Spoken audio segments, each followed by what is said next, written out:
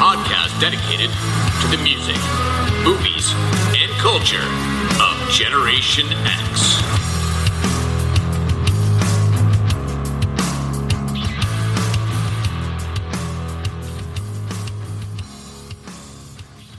What is up, slackers, and welcome to another episode of the Stuck in the Middle podcast. I am your host, Jason Eck, and we have reached that time of year that brings playoff football.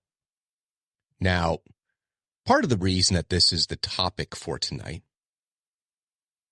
is because after this weekend, it's one of the things that happens. The season ends, you have the wild cards, and teams are starting to make their decisions about what they want to do for next season.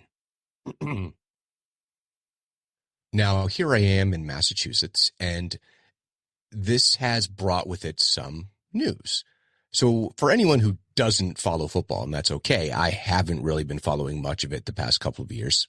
And really, I probably haven't been watching with any regularity for, I don't know, quite some time now. And so there's this guy, Tom Brady, right? Even his last couple of seasons, I wasn't really watching as much. And I think part of it is just, if you're into football, you're watching a lot of games, a lot of different teams.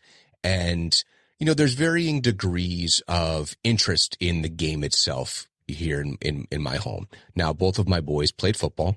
You know, my youngest is playing his first year, and my oldest played 2 seasons and, you know, decided he was going to pursue other things, which is fine. We made sure he went and he talked to his coach, look him in the eye and say, "Hey, coach, I've decided that I'm not going to come back and play." Coach looked him in the eye and said, "Okay, you know what? Thanks for coming to meet with me.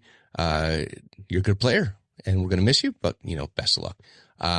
Because there is something to be said about playing team sports. And, you know, I didn't play a ton of them. I never played past the little league level, the peewee level. You know, I played baseball, soccer. You know, those were really the organized sports that I played. Didn't play them in middle school into high school. It was all up to about 13. And, you know, I just was never really into it, but that'll be part of the story that I kind of talked tonight. I always kind of like to mix in my own experiences, in part because I think it's relatable for some. For others, you might have completely different experiences. And, you know, you listen to the show, I do incorporate, you know, some of my own life into things because those are the things that I know about. And what I'm getting at with mentioning Tom Brady is that I haven't just stopped watching football because he was no longer with the team. I've watched plenty of Mac Jones-led football games. It's just time, you know. It's a couple of hours, and yeah, I've been doing other things, and you know, the kids keep me busy and those kind of things. But this past weekend, or I guess just yesterday, was it? Gosh, I don't know. Yesterday, the day before, the announcement had made that after 20 plus years with the New England Patriots, coach Bill Belichick was, they said, mutually parting ways with the team. Now, you have to understand that between Brady and Belichick, this was the recipe for unparalleled success in the sport. So this is an end of an era. And you know, I've talked about it on the podcast before, and that's where we're going to get into a little bit, is that I was not a huge sports fan growing up. I think in part because single mom who really didn't know much about sports, her concept of football was Dan Marino is a cutie patootie, and man, look at him in that uniform. That does not lend itself to a lot of knowledge about the game of football. And my dad, you know, so they were divorced. You know, I would see him on weekends and stuff. He was never a sports guy. He liked listening to baseball on the radio, which I always appreciated. But yeah, I mean, he was never really into sports. He was a gearhead. I mean, that's what he was into. He liked cars. He liked women, and he liked cars, and he liked weed. Those were his interests. You know, so when we would go out for the weekend, we weren't watching football on Sunday. We were camping or hiking or something like that. So just a different kind of viewpoint on things. So I wasn't really into sports as much. Not to say that I didn't watch the Super Bowls, because those are big events. And, my stepdad came along and he was very much, into football. And gradually I began to, have a different group of friends who were really into all these different sports. And then when I moved to Boston, it was like all in on sports. But when I was in high school, and this is where the Patriots story comes into play about what we're going to talk about tonight, is that my stepdad had brought kind of into our home football. My mom, like I said, Dolphins fan or whatever. And as a kid, I would kind of vacillate between whatever the hip teams were. And that's where, when we get into a little bit more of the details tonight, the Dallas Cowboys were America's team, whereas the Pittsburgh Steelers were like hated kind of thing.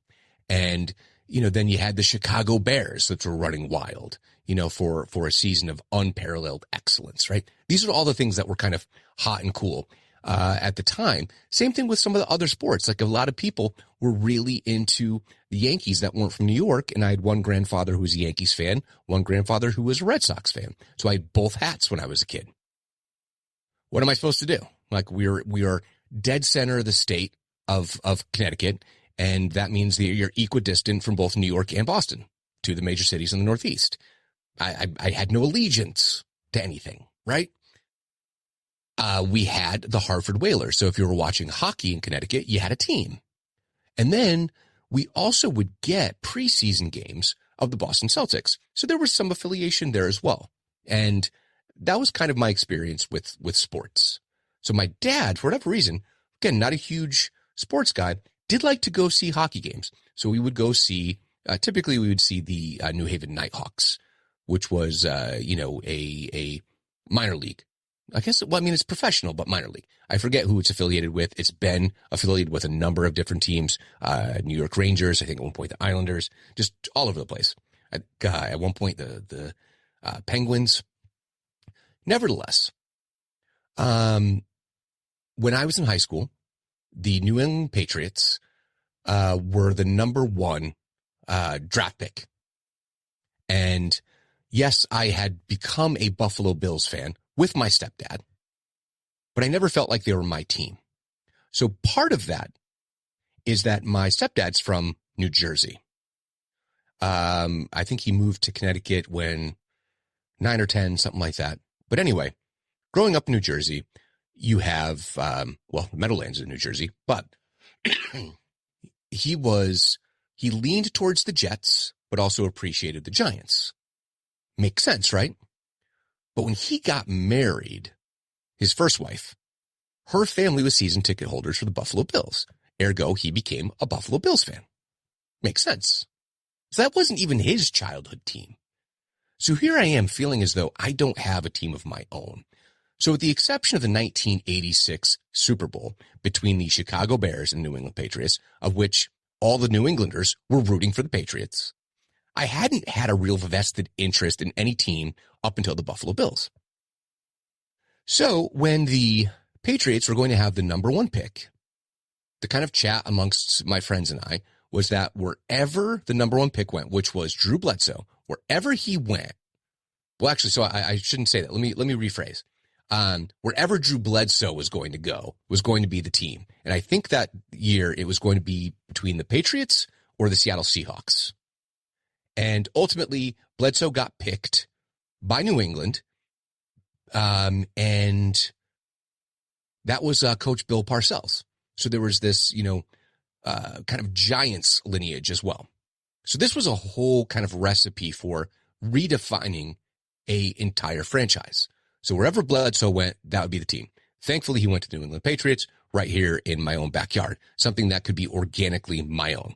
So any of you who go, well, then you're not a true fan or whatever, that's how my fandom happened. Later in life, football came to me later in life. Didn't start watching the game regularly until I was about 13 years old with my stepdad. And then went through heartache after heartache after heartache after heartache with the Buffalo Bills. Did I get to 4 heartaches? I believe so, because that's the number. So go for the Patriots.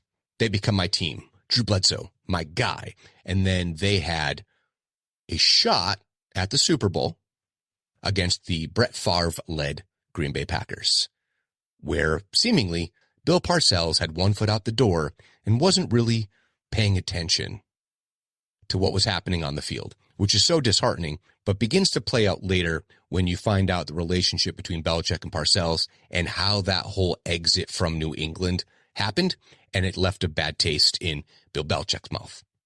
So he was named the head coach of the Jets for one day, quit during a press conference, and became the coach of New England Patriots, where he has been since, 2020 or 2021. So 20 plus year career, more Super Bowls for a franchise by one set of people, more, I think they're tied with the Cowboys for most by any franchise. And that's what we're going to talk about tonight. We're going to talk about the Super Bowl. So that's a 10-minute opening. I apologize. So hopefully some of you are still with me. But the Super Bowl has only existed in our lifetime. So let me say that again, Gen Xers. My slackers. It's only been in our lifetime. Our boomer parents or grandparents, wherever your parents lie, they had an NFL championship or a AFL championship. Sure. But in our lifetime, the Super Bowl has been a thing since 1967. Now, technically, the first two were not, but we're going to get into that. So very quickly, a brief rundown of the history of championship football. So football as we know it in the United States kind of got going as a sport around 1869, which, by the way, the official rules of the other football, soccer, didn't become established until the Cambridge Rules of 1848. So the organized sports.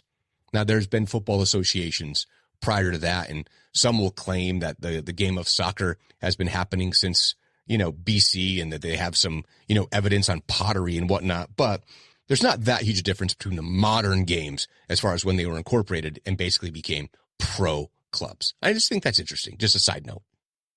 So 1869, football starts rocking and rolling. So around 1920 is you had the incorporation of the American Professional Football Association, the APFA. And that was only the APFA for one season. Then in 1922, it became the National Football League. Now, what's really interesting is that a championship game didn't even happen until 1930. Let's say it's like 1935, because, let's see, in 1933, okay, prior to 1933, the way that you became the NFL champion was solely based upon your win-loss record for the season, period. That's it. Winning percentage. And that's crazy because the Akron Pros had, in 1920, had 8 wins, 0 losses, 3 ties. All right, 3 ties. Which means that these numbers have got to be wrong because the Decatur Staleys were the runners up. And they had a 10-1-2 for 909 when that loss, I guess, is what did it.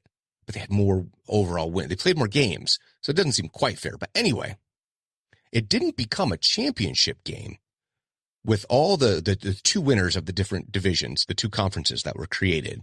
The Eastern and the West is how it started from 1933 to 1949. Then it was the American Conference and the National Conference from 1950 to 1952. Then it was the Eastern Conference and the Western Conference from 1953 to 1969. So there was just an NFL championship.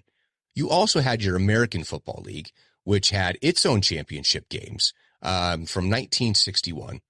So yeah, just kind of an interesting aside. So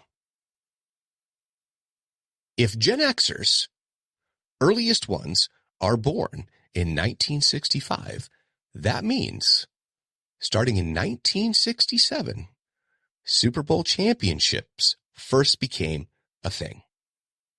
The very first one, which was not called the Super Bowl, by the way, It was just called the First World Championship Game, AFL versus NFL, which of course between the Green Bay Packers and the Kansas City Chiefs, where the Packers won in front of 62,000 fans in Los Angeles Memorial Coliseum for the inaugural game. Now, it did not become known as the Super Bowl until 1969 and the very famous Joe Namath calling a shot, New York Jets versus the Baltimore Colts. By the way, that was held in the Orange Bowl, which was a recurring location for the games. So it's kind of interesting to think that like the Super Bowl is a Gen X championship if you age it the same way you age us. So our whole lives, the Super Bowl as a trademarked entity, as an event, as Super Bowl Sunday, just in our lifetime. It's just fascinating to me. So as I mentioned, when I was a little kid, it was all about, certain teams. But I guess what really threw me off and really made it hit home for me that we're getting old is that America's team, the Dallas Cowboys, of course, when they were going to their first couple of Super Bowls, so let's see, their first one, which they won against the Miami Dolphins, okay? Think about this. Our lifetime, and it seems unfathomable to me, but I mean, Roger Staubach was a player in our childhood. For some reason, you look at that old grainy footage, which also just goes to show how technology has changed. I mean, from the, black and white to color to cable to analog into digital into high def into 4K into ultra. I mean, it's amazing just the technology that's gone along. And I think that sports have been a great proving ground for technology because people are trying to really show you as detailed as possible, as close to having the stadium experience as you possibly can from your own couch. So if you have yourself a nice subwoofer and a great screen, I mean, not exactly like being there, but you're going to stay hell of a lot warmer than Buffalo Bills fans are, right? Because if you've seen what's going on in Buffalo, holy shit. But as a kid, it was all about the Dallas Cowboys. Like that was kind of like the name brand recognition. And I remember that as a kid, the curtains in my bedroom were NFL, AFL curtains. It said, National Football League, but it had little logos for the National Football Conference, the American Football Conference, and had all the teams on there. But I remember all the kids at school. I remember being in like kindergarten, first grade, second grade, like the fever for the Dallas Cowboys was so high. Like they were just the hottest team.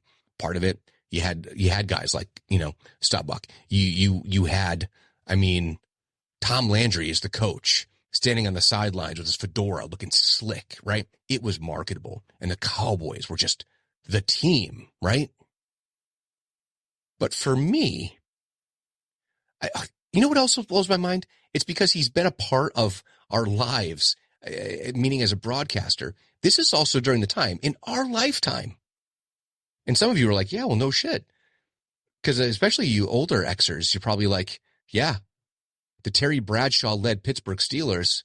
Like, it's just, it sometimes it just blows my mind. Like what has transpired in our lifetimes. And yeah, this is just, as I was reading through, I'm like, oh yeah, that's all post-merger. That's all like when we were kids. And it almost seems like just such a far away time and a place. But as I said, I wasn't paying a lot of attention until January 26, 1986. Sorry, 85. I always say 86. 86 was when, the Red Sox. Yes. Even retroactively, becoming more involved in sports later, I look back at that and they're my franchise. And I've spent a lot of my 20s at Fenway Park. But 1985, Chicago Bears, just a killer team, right? And the New England Patriots from the Louisiana Superdome in front of about 74,000 people. And it was a drubbing. Like the first quarter, I think, was about as close as it got. And then after that, Chicago just ran away with it. And, that's when they had the Super Bowl shuffle. And, the refrigerator Perry goes and runs for a touchdown. You had Sweetness Walter Payton. You had Jim McMahon. I mean, they had all the pieces to kind of catch the public consciousness. So the Bears were just absolutely amazing, right?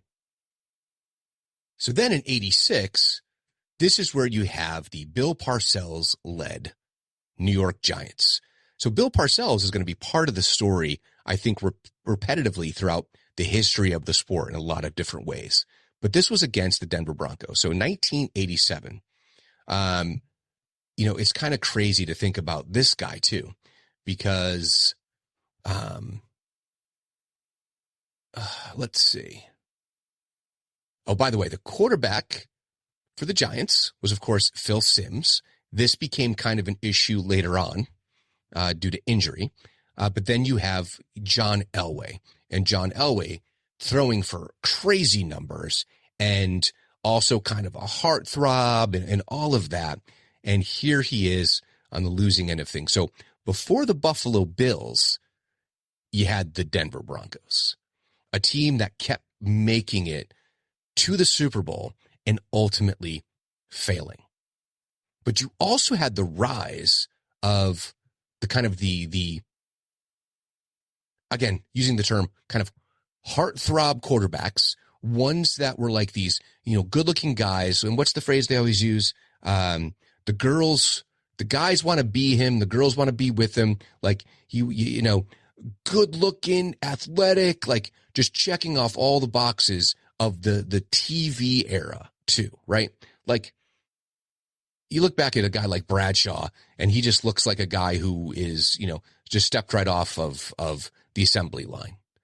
But now you got these guys like Elway, Marino, Montana, like all the Boomer Esiason. And I just remember my mom being like, oh my gosh, getting like the vapors for these football players, getting the wrong lens to go ahead and look the football. But you were having guys becoming celebrities, which really hadn't been, I think, as prevalent, except like going back to a guy like Namath, who understood how to work the media.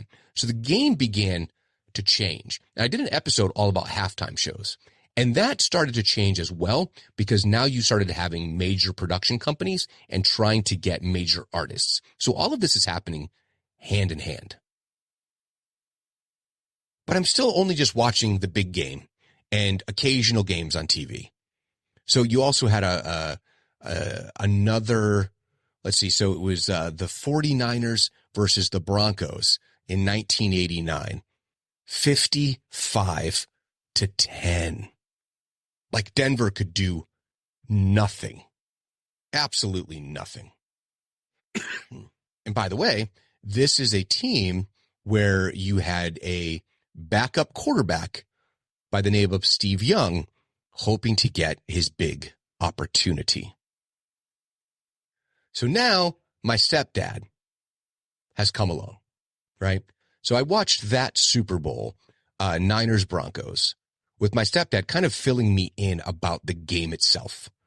Helped me to understand like the ins and outs and what to look for. Now, I'll never sit down and be able to grab a chart and, tell you the X's and O's. But this was really my first true education on the sport, which is so interesting because my grandfather, my dad's father, was a football player in high school. And I don't know. I don't know if he just didn't really enjoy football on TV. I don't know. He was always a baseball guy. Always a baseball guy. Much more interested in like, hey, do you want to go see the Yankees? And my other grandfather was like, you want to go see the Red Sox? But I really am starting to learn the game now and starting to understand it and enjoy it, which brings us into 1991. And this is the New York Giants versus the Buffalo Bills. Now, the Buffalo Bills had just been killing everybody. And from what everyone historically has said is that Jim Kelly was able to run all of his own plays, right? So you had, let's see, Marv Levy, who was the head coach, of course, for the Bills. and Bill Parcells on the other side for the Giants. So two legendary coaches in the NFL head to head. Now, that Super Bowl was held at Tampa Stadium in front of about 74,000 people. And that came down to a Scott Norwood field goal, which, of course, is your entire backstory for Ace Ventura, Pet Detective. It was based upon that story. Laces out! But I remember just it coming down to that and looking over at my stepdad, who was just so dejected, like just, crestfallen. We'd made it this far. They were by far the better team. Let's see, what was their record that year? Identical records. 13-3 Bills versus the 13-3 Giants. It came down to a field goal in the fourth. Yeah, so Buffalo, Bills and Giants had 3 in the first quarter. Buffalo then outscored them by 2. It was 9-7 in the second. Bills did not score in the third. The Giants had a touchdown and an extra point. And then Buffalo came back in the fourth with a touchdown, extra point, and then ultimately came down to the field goal, 19-20, because the Bills were listed as the home team, and the rest is history. Now, I mentioned earlier that there was a little bit of, I guess there was this kind of idea that you don't necessarily, lose your job to injury, but also like, I think they had to because Phil Simms broke a bone in his foot, which means that he wasn't going to be able to play. So Jeff Hostetler came in, started 2 games, and in his 7 years as a backup, but he displayed, as it says here, polished passing and scrambling ability. He absolutely did. They won their final 2 games, finished the season 13-3, good enough to win the NFC East and move on to 2nd seed in the NFL playoffs. Meanwhile, the Bills, it was Jim Kelly, James Lofton, Andre Reed, Bruce Smith, Thurman Thomas. There's also guys like, BB. Oh my gosh. I'm forgetting BB's first name. Do they have the whole roster here? I want to say Don Beebe. I think that's maybe right. But just a killer team. Now, meanwhile, Lawrence Taylor was still playing at this time. Pepper Johnson, Eric Howard. Let's see. Oh my gosh, Dave Meggett. He was the guy that you always wanted to have as your kick returner when you were playing Tecmo Bowl. He was like the special teams like god in that game. So 2 very elite, very evenly matched teams going head to head. But obviously one of the most prolific offensive teams versus one of the strongest defensive teams. It just makes for all the drama in the world, which makes sense. It comes down to a field goal. The next year, this one still bothers me. Okay. I remember I went to a Super Bowl party. This was January 26, 1992. This is my junior year. Went to a buddy's house, and I'm thinking the Bills are going to kill the Redskins and Mark Rippon at quarterback. There's just no way. There's absolutely no way that this team is going to win. Sure enough, Mark Rippon had the game of his life. Like the game of his life. So, of course, this is Joe Gibbs coaching for the Redskins. Legend, absolute legend, right? Mark Rippon was MVP of the game. You go back and you look at the scores. So the teams are scoreless in the first. But then Washington jumps out 17-0 in the second. Add another 14 in the third. Buffalo gets 10. Washington gets 6 in the fourth. Buffalo's 14. It's not enough. 37-24. Redskins win. Now, mind you, the Redskins had a 14-2 record versus the Bills. Once again, 13-3. Brutal. Absolutely brutal. So I remember getting home that night And I'm pretty sure I was a little drunk. And once again, my stepdad was not happy. But now we have, oh boy, is that my junior year? Yeah, January of 92. Oh, no, that was my senior year. That was just coming back from the break, my senior year. That's right. Because the season starts in 91. I was thinking 91's my junior year. But yeah, I was in high school last year with 91, 92. So in 1992, the 1992 season played in 1993. You had back-to-back. You had a rematch for 2 years running. I got to tell you, I can't help but respect it. Remember I said America's team? Well, America's team was the Dallas Cowboys. And now you had Troy Aikman, Emmitt Smith, Moose, what is it, Daryl? Let's look at the roster here. Oh, my gosh. Troy Aikman, Charles Haley, Michael Irving, Emmitt Smith.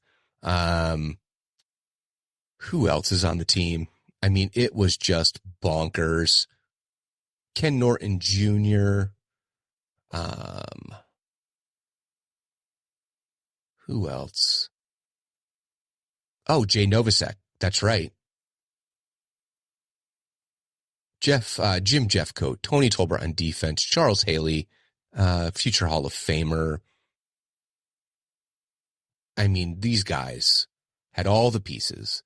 Daryl Johnston, that's who I was looking for as your fullback. Alvin Harper, Murderers Row, right? And they were only getting better, and they ended up getting other pieces. But again, you look at what the Bills have. Again, Jim Kelly, James Lofton, Andre Reed, Bruce Smith, Thurman Thomas. Let's see.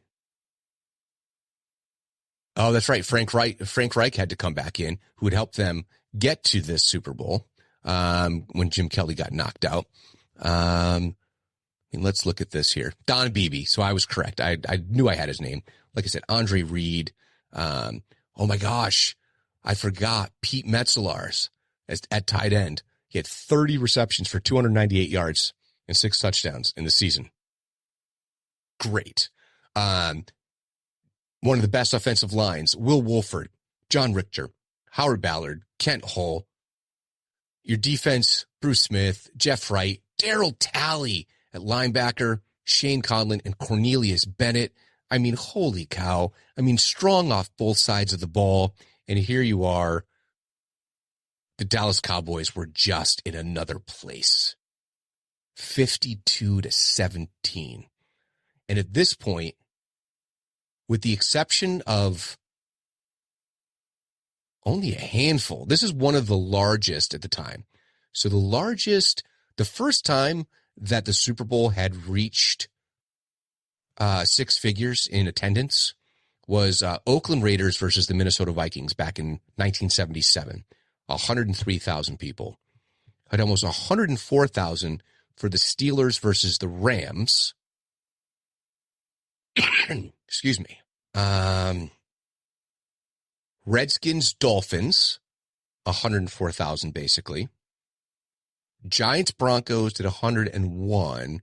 And then it didn't break 6 figures again.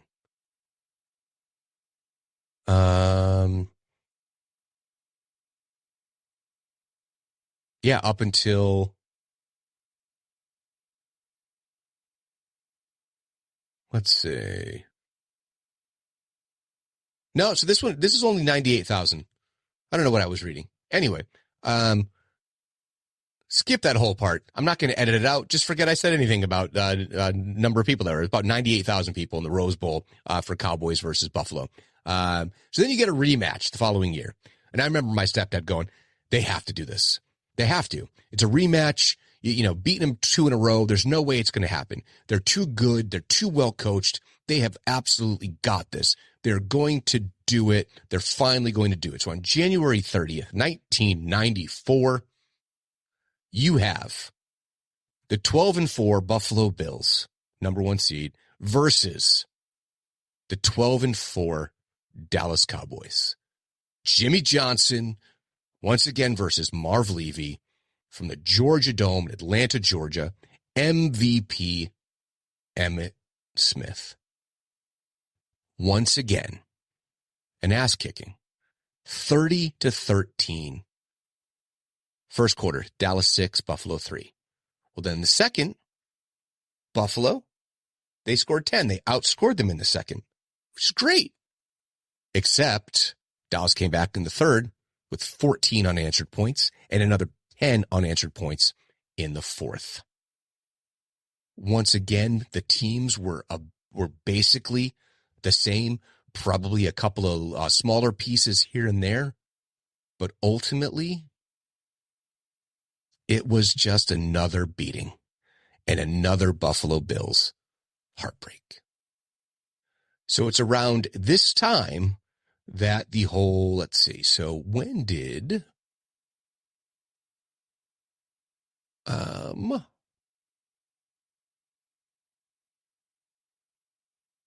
excuse me, Drew Bledsoe, that's what I thought.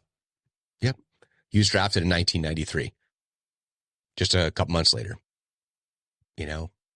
No, actually, you know what? Did I already give up? I think I did. I think that second Dallas Buffalo, I was already out. I think I was already out. Yeah, that makes sense because Bledsoe was drafted in 93, and I'm like, okay, this is the team. And I think I remember saying to my stepdad, sorry, they're probably going to lose again. It won't be any surprise, but I've had to move on and make my own choices in life. And I know some of you are like, oh, you're disloyal.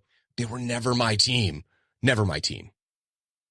So then you have the San Francisco 49ers in 1995 against San Diego Chargers. Now, I remember that game because I had a couple of people that I knew who were really into the Chargers around this time.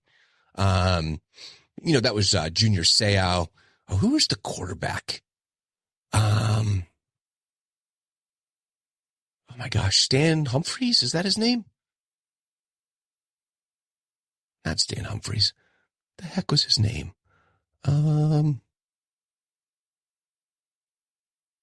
Stan Humphries. Who am I thinking? Chargers offense was led by quarterback Stan Humphries. I told you guys, I know this stuff. I just had to let go of the heartbreak that was the Buffalo Bills. Yeah, Stan Humphries was just like out of his mind that season and, kind of a one-hit wonder in a lot of ways. But what was notable about that game was now Steve Young was given the reins. And of course, Joe Montana had left to go to the Kansas City Chiefs, which did not end beautifully for one Joe Montana, unfortunately, ending his career with a terrible concussion.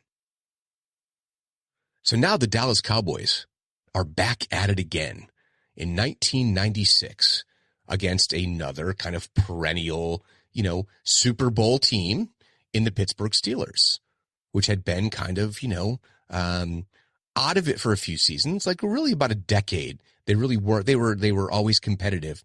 Oh, so that's the one season with, is that Tommy? What's his name? Trying to remember the name of the quarterback.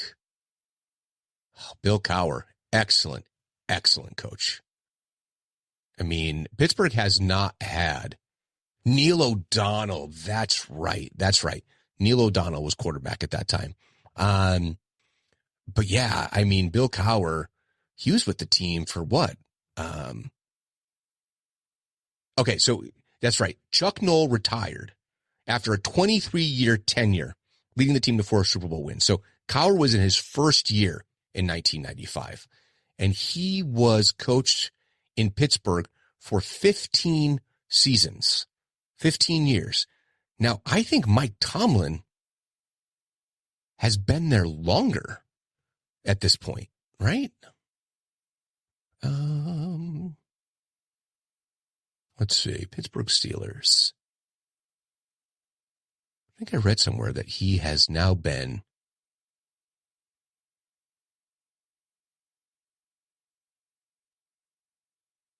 17 seasons.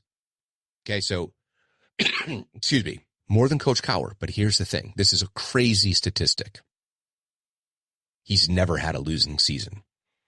Only Tom Landry, legend of the Dallas Cowboys, and Bill Belichick have had longer such streaks at any point in their coaching career. That is crazy. Tom Landry had 21 seasons without a losing record, and Bill Belichick had 19. But with Belichick leaving New England, that means Tomlin is now the longest tenured, period. So now he just has to keep it going for another couple seasons, and he's got that one on lock. But there have been very few coaches in the history of the Pittsburgh Steelers. But once again, Cowboys were on fire, 27-17. Let's see, it was the 12-4 Cowboys with Barry Switzer now as coach because Jimmy Johnson left to go run the Dolphins. And Pittsburgh was 11-5 for the season. All right. So we're only going to go up to one particular year, and you'll know why, and it'll be a perfect place to kind of jump off and end the episode. So that was the last year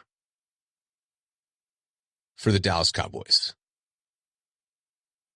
Because if I'm correct, they have not been back. Yeah, they have not. All right. So now, the next season. So here I am a New England fan, officially. And I remember going over to my buddy Skip's house. This is January 26, 1997. So this is, I actually, you know what? I think I was home visiting because I was already living in Boston by this time. And I went over his place to watch the game. Must have taken a vacation or whatever. And my buddy Skip was a Green Bay Packers fan. So this is Brett Favre, right? This is against the New England Patriots. Bill Parcells, unbeknownst to all of us, Bill Parcells had his foot out the door, right? This is from the Louisiana Superdome, 72,000 people, and it was completely a winnable game. In fact, in the first quarter, New England was ahead 14-10. But I believe it was in the second quarter that there was an uncontested return on a kickoff. Yeah, Desmond Howard returned the ball, a then Super Bowl record, 99 yards in the third. Because bear in mind, it was still a tight game, and New England had just scored. And that was with Curtis Martin, who, by the way, Bill Parcells knew how to work all the rules about trades and caps and free agency. And, oh, man. Anyway, another long story. But New England scores. Desmond Howard comes and runs it right back. Pushes the game completely out of reach. Because now it was a terrible fourth quarter. Honestly, terrible fourth quarter. And it just seemed like the Packers were playing it safe, which they should, right? This is Mike Holmgren. And the Patriots just weren't getting anything going. Just absolutely just awful. And, yeah, that one was tough. It was the first loss, and I was like, great. You know, this was like Ty Law, Curtis Martin, Drew Bledsoe, Terry Glenn, who was a rookie at the time, Ben Coates, his tight end, who was awesome, Sean Jefferson. That's right, we got Meggett for a couple of years. I forgot about that. Linebacker Chris Slade, Willie Clay, Lawyer Malloy at safety. I mean, just a great team. And it was just that, Green Bay had lightning in a bottle with Favre, and then they played the type of game that when you have a distracted head coach who was like, screw you guys, he was pissed at Kraft, and he just said, screw it. And it showed in the play calling. Just such a heartbreaker. But not to be undone. The Green Bay Packers did make it back to the next season, but the guy who had been the worst luck quarterback, Not Jim Kelly, no, the other guy, the one that before the Bills had that kind of reputation, the Denver Broncos. But this was a completely retooled Denver Broncos, because you go ahead and give this great quarterback in Elway a spectacular running back, who, by the way, suffered from migraines, and he's getting all banged up because being a running back in the NFL, it ain't ballet, right? But you give a guy like Elway that kind of balance and a guy that you can hand it off to. And this was the piece that was missing, to have someone of that caliber at running back. Because, I mean, Terrell Davis was the MVP of the game. Let's see, who else was on that Denver team? Shannon Sharp, heard of him? Rod Smith, Ed McCaffrey. I mean, crazy. Absolutely crazy. Linebackers, Bill Romanowski, that madman, John Mobley. Killer team. Absolutely killer team. Really balanced and exactly what was needed. And meanwhile, not to belittle the, defending champion Green Bay Packers, I mean, Dorsey Levens, Mark Chmura, William Henderson, Antonio Friedman, Robert Brooks. I mean, amazing team. But it was Denver's year, and they were not going to be undone. So that was 31-24 Denver Broncos, who then return to the Super Bowl the next season. And this was this 14-2 Denver Broncos versus the 14-2 Atlanta Falcons, led by Dan Reeves, and of course Denver being led by Mike Shanahan, who was the MVP of this Super Bowl? John Elway. At 38 years old, Elway became the oldest player to be named Super Bowl MVP, a record that stood until Tom Brady surpassed it in 2017 at the age of 39, coincidentally also against Atlanta, where they came back from the greatest deficit in the history of football. But I digress. I mean, Elway. I mean, this was what was missing from his resume. And if you think about it, he's from the same draft class as Jim Kelly and Joe Montana. I believe they all came into the league the same year, right? That was, let's see, 1983 draft. Think about this. John Elway, Todd Blackledge, Jim Kelly, Tony Eason, Ken O'Brien, Dan Marino. The highest number of first-round picks for the position. Of these quarterbacks, Elway, Kelly, Eason, and Marino played in the Super Bowl. Excuse me. And Elway, Kelly, O'Brien, Marino, all to play in the Pro Bowl. Elway, Kelly, Marino have all been inducted into the Pro Football Hall of Fame. I mean, that's absolutely amazing. And by the way, in case you didn't remember, John Elway was in fact drafted by the Colts. But he was traded. Interesting. I think people forget about that. I certainly did. Nevertheless, Denver come back, kick ass, and back-to-back Super Bowl wins in front of 75,000 people at Pro Player Stadium in Miami, Florida, against the Falcons. And that Falcons team, let's see here.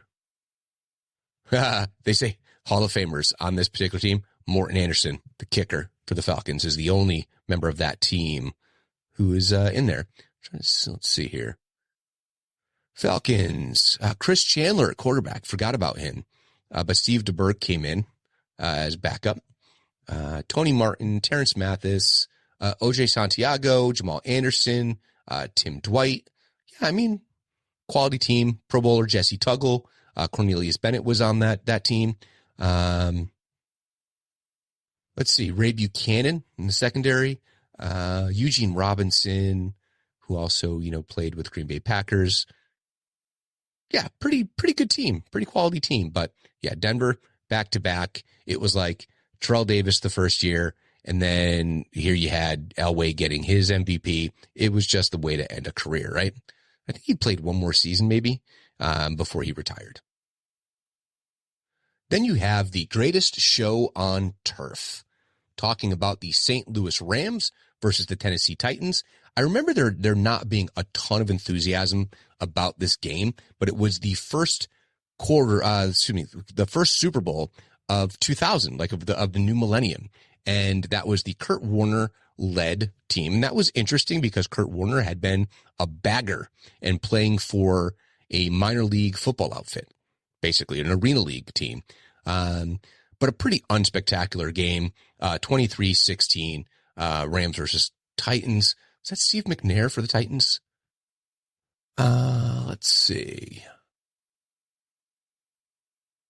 Let's see here. The Rams. So that was Kurt Warner. Greatest show on turf. Oh, Marshall Faulk. Excellent player. Isaac Bruce. Torrey Holt. Oh, man, that was a hell of a team. Azahir Hakim.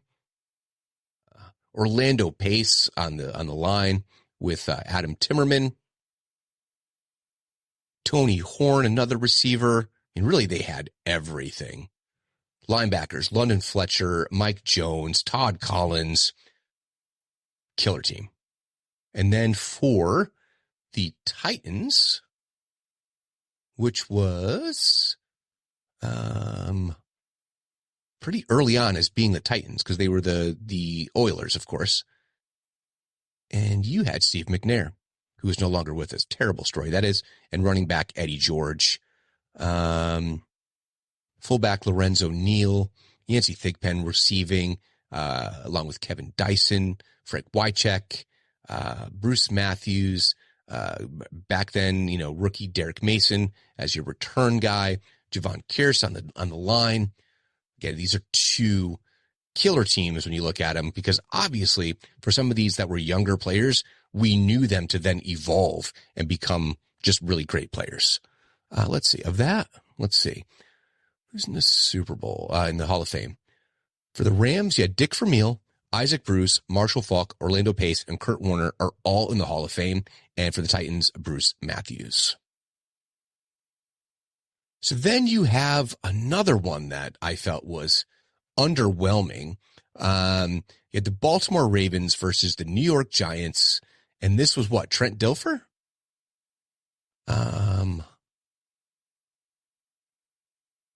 Let's see.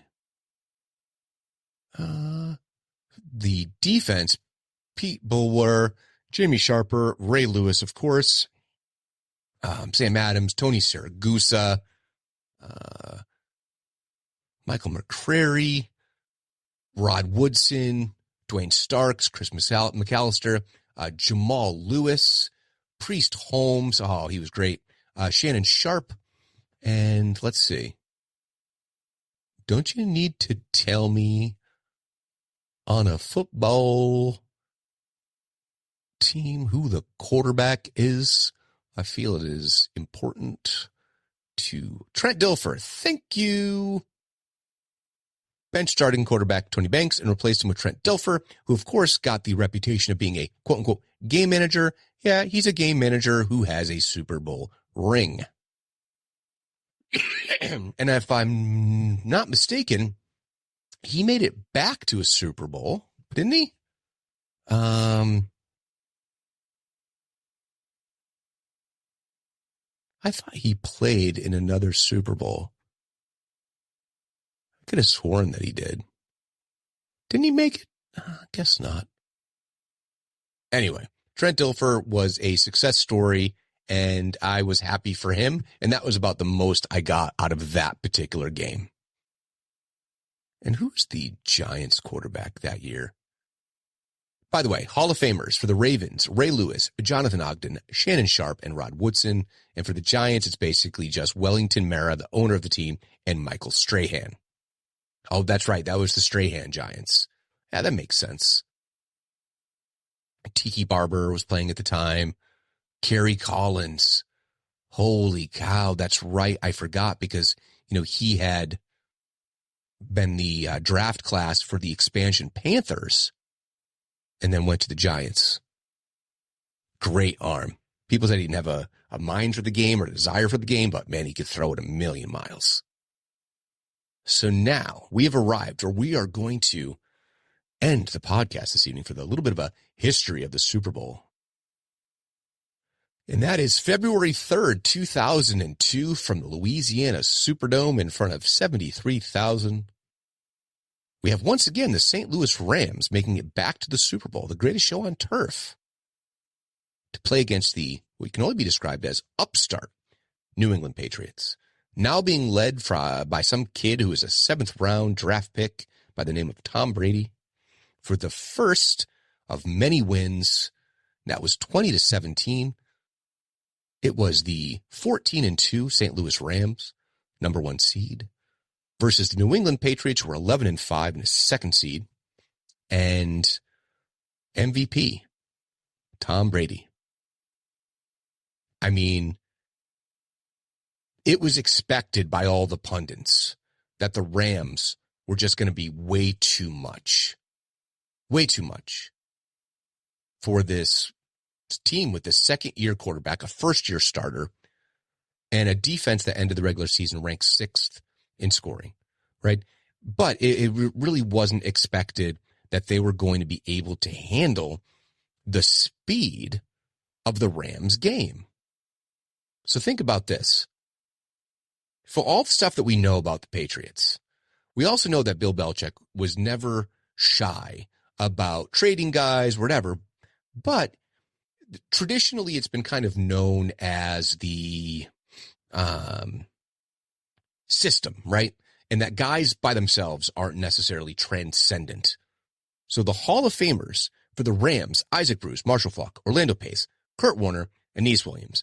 But for the Patriots, just 2, Ty Law and Richard Seymour. Now, I know that Tom Brady is going to go into the Hall of Fame. We all know that. And a couple of the guys who probably will as well haven't really been retired all that long. Think about a guy like Rob Gronkowski. He's going to go into the Hall of Fame. Of course he is. But what's also noticeable, and why I'm ending it here, is because as psyched as I was about New England getting there, this time I've also gotten my wife, who, although she grew up in Nebraska, had never really latched on to the football culture that you expect. I mean, she went to UNL. I mean, University of Nebraska. She went there. She went to Husker Stadium, right there. But she never really embraced the sport. To her, it's always nice to have football on in the background. Let's say she's like, I don't know, cleaning up something in the kitchen and the football game is on. She likes the sound of it. Thanksgiving. She likes hearing football. That to her reminds her comfort of growing up, typically watching college football. But she'd really started to latch on to the game. And particularly, it was like, holy cow, like this is, a nail biter, right? It's a nail biter. Because, I mean, it was St. Louis came out 3 in the first quarter, and then New England 14 unanswered points in the second, added a field goal in the third, and then St. Louis came back with 14 in the fourth. But then ultimately, you had a nice little kick to put it away. Another 3 for New England, 20-17. And this was Adam Vinatieri, 48-yard field goal as time expired. I mean, amazing. The Rams were 14-point favorites, and it was the biggest upset in a Super Bowl since Super Bowl III, which I mentioned early on, which is the first time it was called the Super Bowl, led by some guy named Joe Namath. But this was also notable because, this was played in 2002, so it's for the 2001 season, which means that this was after 9/11. And the world was on edge. Certainly the United States was on edge. And not only was this game kind of like, think about the name Patriots, New England Patriots. The logo for the Super Bowl was red, white, and blue. It was all very patriotic, and you had a team called the Patriots coming out of New England, which is like the birthplace of America, right? And then U2 was the halftime show, which at that time were still very much beloved, but also, I mean, they were already booked beforehand, but U2 and the Irish having a close relationship with Boston as well. There was just so much I don't know, synergy in all of this. So I am biased. I will admit that. But this was such a meaningful and beautiful moment for me as a New England fan and all these other things. And by the way, Mariah Carey sang the national anthem.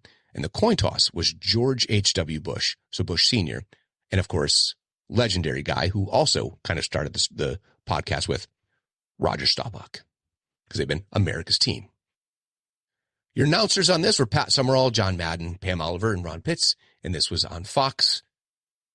Nielsen ratings of about 40.4, which is an estimated 86.8 million viewers. It was the turnaround for a franchise that I had become so deeply entrenched with. And it was a great time. And around this time, I kept saying to my stepdad, hey, the Bills weren't actually your team either. Come to the dark side. We've got cookies and championships. Of course, I didn't know there'd be that many at the time, but I kept saying, hey, it's New England. Come on, man. Come on. Come to the dark side. But hey, to his credit, still roots for the Bills. And, despite, let's see, how did it end? The season, well, that's right. They have a game tonight, right? So that's the terrible weather.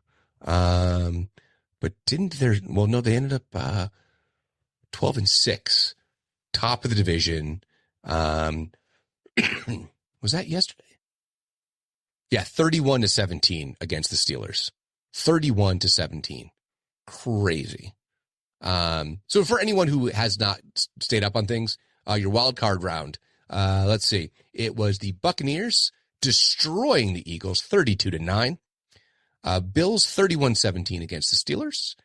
Lions 24-23 against the Rams in a matchup of quarterbacks that had basically been swapped for each other. Jared Goff, who had been at the Rams, and Matthew Stafford had been with the Lions. The first Lions playoff win in like 30 some odd years. Packers 48, Cowboys 32. A lot of gnashing of teeth on that one.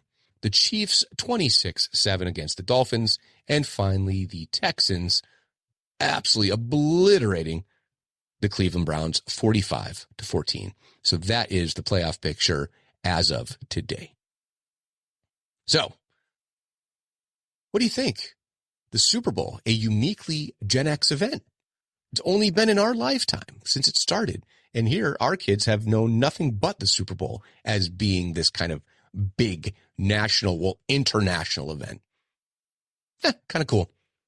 So, I want to say thanks to Bill Belichick for having been like the guy here for all those seasons. Brought so much to the region, to fans, obviously to players, a number of coaches in the league that come from his tree. They haven't all translated into strong head coaches, but I wish him best in whatever he does next. And there's been some talk that, who knows, maybe he could be with the Cowboys. That could almost be a great marriage. And it's very similar to when Bill Parcells finished his career with the Dallas Cowboys. So who are your favorite teams? I'm curious because I look through the research and find out that I have listenership from all over the place. Who would you consider to be your favorite team and how or why? Let me know. You can do that by emailing me at stuckinthemiddlepod@yahoo.com. You can find me on Instagram, X, and YouTube at StuckPodX. Head on over to the Facebook page, Stuck in the Middle, a Gen X podcast. Please like, comment, share, leave 5-star reviews, and most importantly, please subscribe to the podcast. So until next time, later, slackers.